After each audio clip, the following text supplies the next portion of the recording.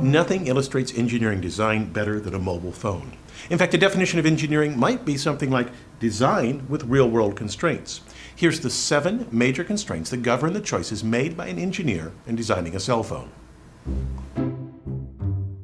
The essential trade-off in any cell phone is compactness versus usability. We want a small phone, but also one that fits our bodies. Here's 3 solutions.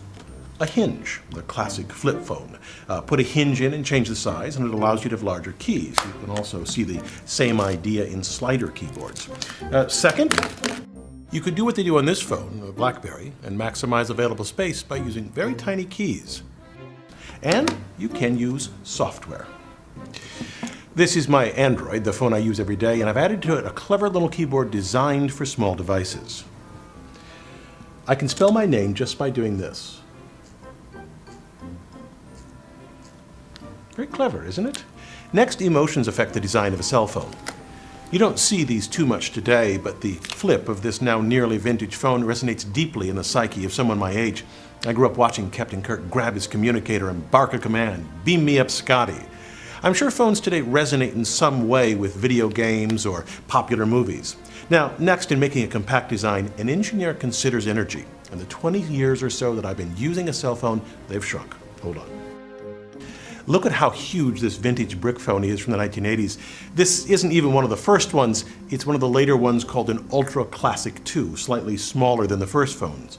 It weighs just over a pound, and it seems to be mostly battery.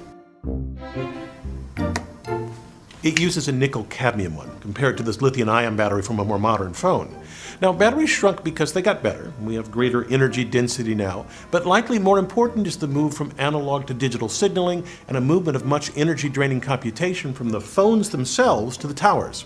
The next constraint also helped reduce battery size. Old cell phones had brick-sized batteries, partly because it took a lot of power to reach a cell phone tower. But today we have such a density of towers that we don't need as much energy to reach one.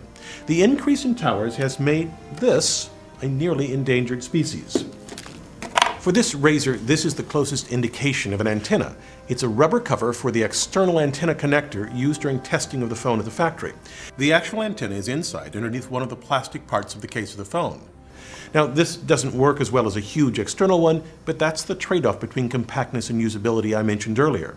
Now, another reason for a phone's compactness is plastics. If we didn't have plastics, this phone would be much larger and more expensive. Just take this latch.